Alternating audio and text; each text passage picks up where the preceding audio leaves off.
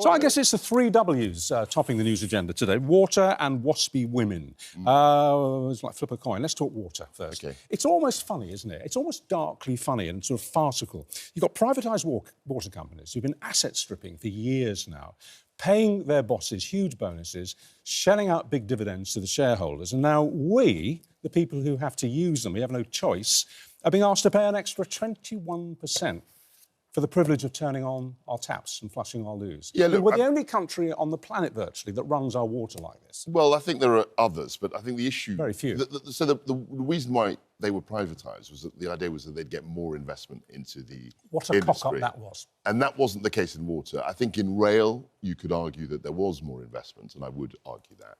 But in the water companies, they haven't really delivered, if you like, on what the proposition was, which is that you've got to, you take over. And they're monopolies as well. There's always a difficulty when you privatise monopolies because there's no competition. So the structure of it, you've got Ofwat, you've got regulators, you've got people trying to sort of impose Just to stop rules. you there, Kwasi, a lot of people saw that coming. You say that it didn't work out as planned. But when it was introduced, a lot of people were saying, this isn't going to work. You're just basically giving these new companies a licence to get big bags of swag and run off with it. Yeah, so look, the alternative is essentially having bureaucrats run vast tracks of utilities. No, that's not and the that sort of thing. It is the alternative. That's a very, very interesting way of framing the alternative. So the alternative is having the state control natural monopolies. Natural monopolies should not be in the hands of private interests. But now we are where we are, though. How do we unpick this? Because then we go back to where we should be. The criticism is, of course, that these water companies have taken all this money out, but they've not put the money into the investment. Yeah, that's so if they were nationalised now, then taxpayers would have to pay an absolute fortune. To a degree. Because of the money that's been taken out. I agree. I agree to a degree. That's the alternative. But there's also an element of clawback that we must be going after over here, because the actual graft, or the element of corruption, almost legalised corruption that has actually found its way into these natural monopolies that we have given to private interests or so, has to be knuckled down somewhere or another. And I think that that's where we have to be looking at how we get the money back. There has to be a mechanism for it. But that has to be... But even if you get the money back... Hold on, what went wrong then? Where was the failure? Was it Ofwat's failure because they weren't having sufficient oversight over this? They're the regulator. They're supposed to speak out on the students' behalf. Or was it the government for not cracking down harder and making sure that this situation didn't happen? I think it's always a bit of both, OK? So when you've got privatised industries in natural monopolies... So both failed, Ofwat and the government? You need to have very strong rules about how much money they can earn, how much money they have to put in of investment. And if that's broken down, then it's an issue for the regulator and ultimately the government to sort that out. And I don't think this has been a very successful privatisation. I think other ones I would defend very strongly, because if you look at rail, for example, there wasn't, with the old British Rail, there wasn't enough investment in the system. And actually, if you look at rail safety, I'm old enough to remember appalling crashes. And actually, rail safety has improved a lot since privatisation. A lot of people are very suspicious about this rise because they think, here's one from Spud on Facebook, he says, I think our bills are going up because of all the fines the water companies are getting for dumping sewage in the rivers and the seas. You've got a point. Not particularly, no. I think that these sorts of entities have to be regulated properly. You shouldn't be dumping sewage in the actual seas, so you shouldn't be. But this is part of the issue that it shouldn't be an either or. If you are gifted the natural resources of a nation or so to make profit out of it, you're gifted a money printing machine by virtue of the fact the state gave you pretty much private entity, you should be regulated to within an inch of yourself. It should never be a comfortable experience whatsoever. I can't just push back on something else too. Rail in Britain is notorious. If you go down to, if you pop over to, say, for example, to Italy, to many other places around Europe or so, and you just hop on a train, you, A, get a really, really great service, and B, you get actually fairly affordable service too. So that means... The problem we have here is that our service is often... anybody's caught the railway service, so knows the problems with it. But also, too, it's actually completely unaffordable, and it's decimating the environment too, because it's actually cheaper often to fly somewhere. So why it's cheap... And that's true. I mean, the reason why it's cheaper on the continent is they put more taxpayers' money in. Good. And actually... Our system is the people who use trains put in a little bit more on the tickets. And that makes sense because actually, if you look at usage of rail, people tend to be slightly better off than the average. So effectively, if you're putting taxpayers' money you're taking money from people who have less means and subsidising the transport of people who are slightly more affluent. Here's another point before we move on. Actually, I can speak with personal experience. There are two families who are friends of ours who live about 7 miles apart. But they pay different water utility companies. They have different companies. One pays almost double what the other lot pay which is not for fair flushing at the all, toilet and opening the taps. They use water, which should be a universal resource, and yet one is paying way more than the other. And the trouble is, people don't have a choice. They can't move companies. It's a lottery. But lotteries by nature are almost farcical. But this is a farce upon a farce, essentially. It can't be allowed to continue. If the Labour government actually stands for anything or so, the Labour still means Labour. There's time for Labour if they to put their nationalise big points it would cost absolute billions. I don't think the service would necessarily be better. And there'd be a whole bunch of complaints. And the other thing about nationalised utilities is that they very much, sink or swim with regard to, where we are in the fiscal situation. If the government needs to reduce public spending, it's all those utilities companies that often get hit. And we saw that in 2008 with the financial crisis. A lot of our utilities companies were doing quite well. Whereas, you look at particularly France, I remember, all the utilities businesses took a big hit. We're never going to fix this, are we? Because the water companies exist, let's be honest, they exist to make money. They do. They exist to make money for themselves, for the shareholders. Companies do. Well, hang on, a publicly owned utility company doesn't. It exists to provide the service and balance the books. These guys are always going to drag their heels and do the bare minimum to get away with not being. So I think it's a failure of regulation. So if you look at things like airports, they're not state-owned. They're private companies generally that run. We're comparing apples and oranges. No. I'm just saying that's an example of a private enterprise in what is effectively a utility. I mean, Heathrow. There's not much competition of Heathrow. It's a hub in a particular location. But you've got a CAA, which is the Civil Aviation Authority, that regulates how that is run in terms of the profit. And that's a very tight regulation, a very tight framework, and it seems to work well. In other industries, we need to get better regulators in order to manage them better. But I imagine Ofwat are going to say later when we speak to them, though, that they have managed to temper the rises that actually the water company wanted. The water companies wanted huge rises because they say financially they're not going to survive unless they get bigger pay. And they're saying that because they've been badly run. I mean, I think that's true. I'm not convinced. I think the cult of privatisation in this situation has failed us all, and I think there's time to actually pull the plug. But you would nationalise everything. No, I would.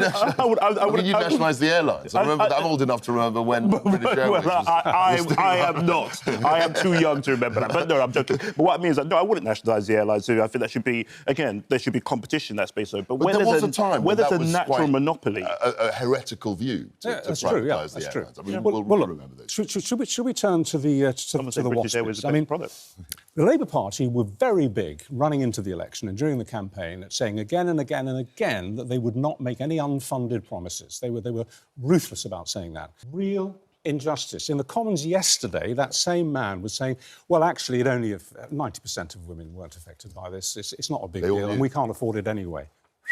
I was amazed at that, because I mean, the lines he said at PMQs yesterday were the exact lines we used in government.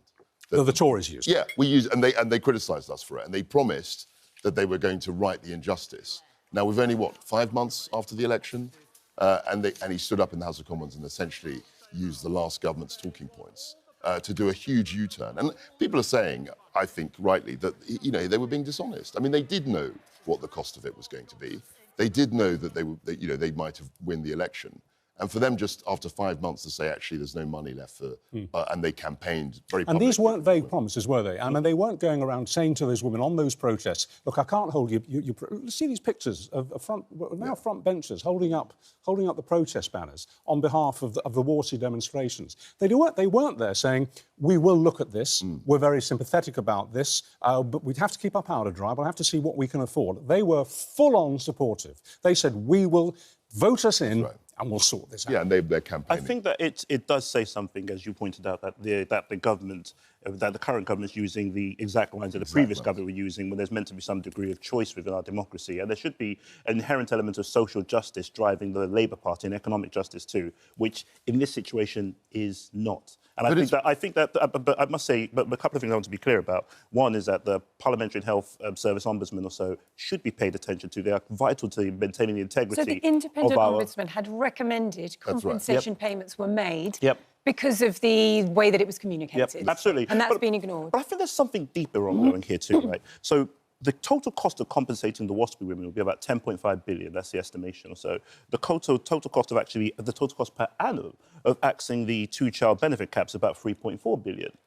The total amount of money we lost, according to Transparency International, due to corruption as far as the COVID scandal during COVID or so, due to COVID corruption, was about 15 billion. Yeah, but look, I think we're missing the point. We're far from it. This is the very point. The very point is this: the very point is this: that if we focus our energies on going after proper actual wastage and corruption in the system, we can actually fund these but there's things. an issue and here.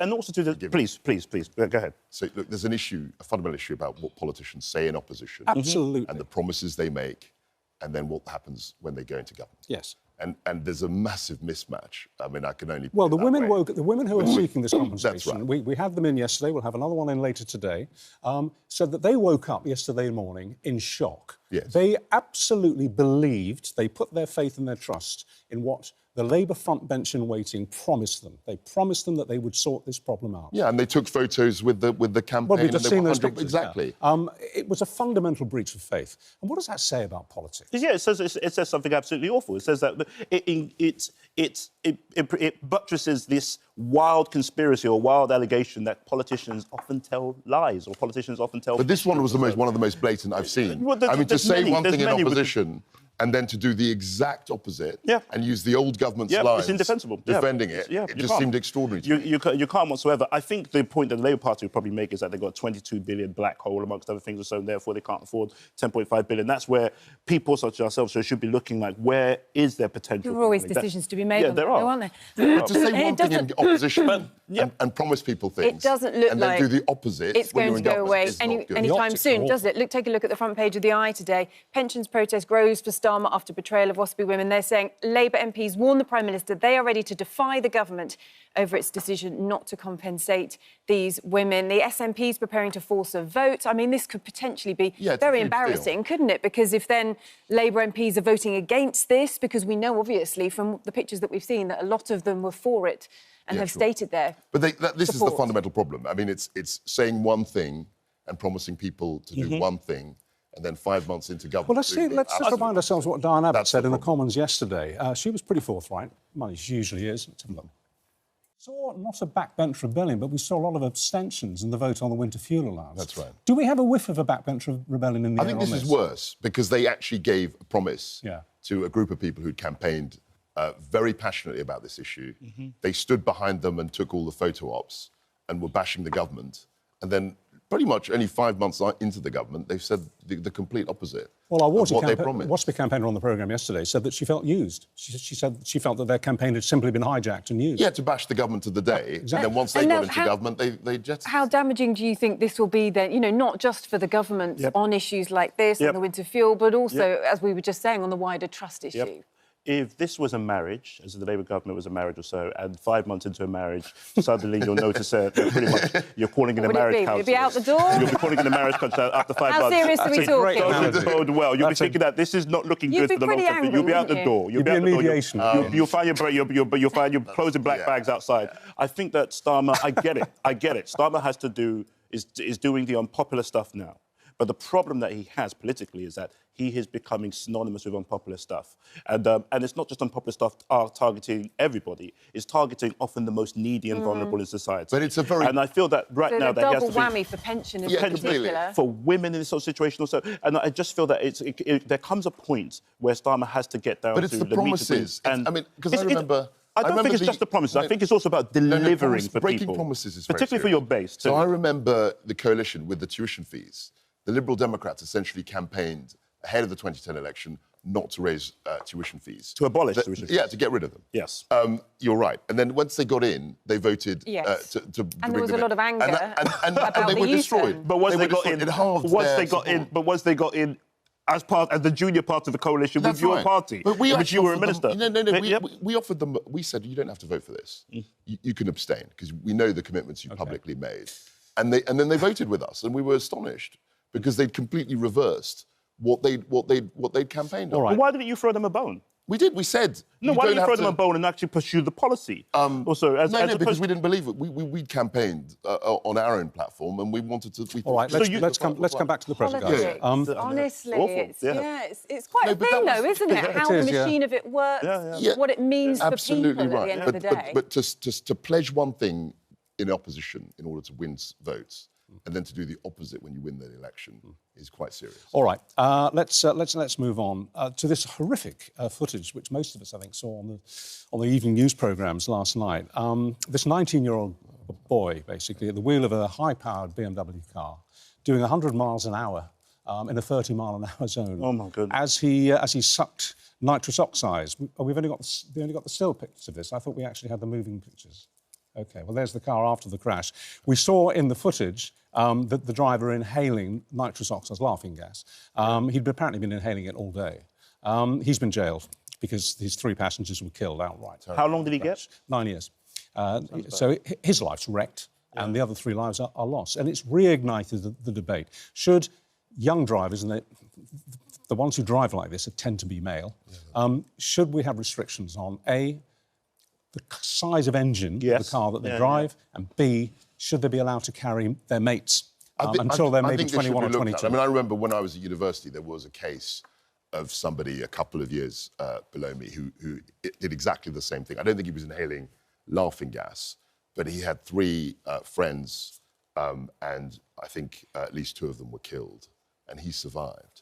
And what was quite interesting was that during the case, the parents of the children who died, they reacted very differently, because I think there was and it was very, very odd. I mean, some of the people were obviously heartbroken. I mean, everyone was heartbroken, but then there was a feeling that the person who'd driven the car, and I don't know whether he was under any influence. I can't really comment on that. They'd ruined their lives, and that was a tragedy. But I think there has to be some question about the kinds of vehicles, the kinds of ability to do harm of young, particularly young males. I mean, their brains aren't fully formed at 19. I mean, they're not functioning adults in the way that people over 25 or 30. Well, I know certainly from, and I think I speak for a lot of older men now. When we look back at the way we drove as young men, as teenagers in particular, and I got my licence at 17. I was not a particularly safe driver at 17 years old. I didn't appreciate risk in the way that I do now.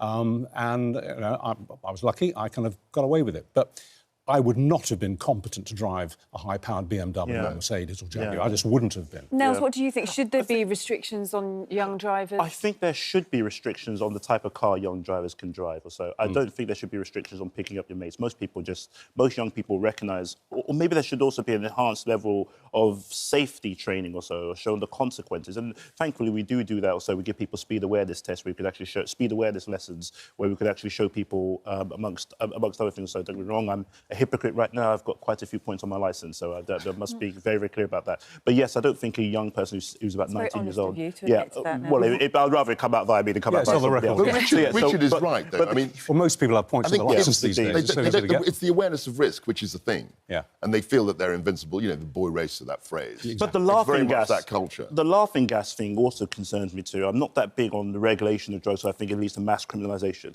But I do find it strange that sometimes I see young people just driving by, there's a balloon in their mouth or so, and you think to yourself, like, what are you doing? What are you doing? So why isn't this being clamped down upon? We've got facial recognition cameras everywhere, so those 2 things put together or so is a recipe for disaster. That should be immediate disqualification. But it's interesting that you don't think that we should restrict the number of young male passengers that these guys are allowed to carry, because I think we should. I don't think the issue is with the driver. I think the issue you've got to focus on is the driver and their ability to do harm.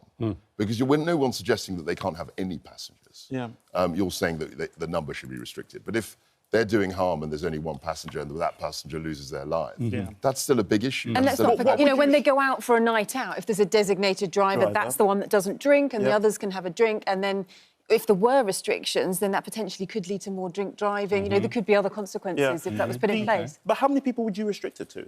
That's the question. I personally would suggest that a young driver under the age of 20 or 21 should only be allowed to carry members of the family in the car, and that they shouldn't be allowed to go to, say, a party with a carload of because that's the kind of thing that can happen. Yeah. And you're not going to persuade people not to do that. They're going to lose their heads and behave that way. Well, Uber are going to send you a bottle of champagne this Christmas, first of all. I'll say that because they will benefit. We found the footage. This just underlines how serious this is. Let's have a quick look. Yeah, so this was the footage that was filmed of them in the car. By themselves, inhaling the nitrous oxide there, and then another car had talked about the fact that they saw them shoot past at great speed, didn't they? 100 miles an hour. We know the accident that hour. happened shortly afterwards, and just such a sad loss of life. It's terrible. Needless, yeah. I have to say, the driver, the 19-year-old, as he was walking into court yesterday, I have to say he did look absolutely broken. He looked destroyed his life. Well, as one of the relatives said, actually, you know, his life is ruined as well, isn't it? Because of what happened. 3 lives have been lost and his life has been absolutely ruined.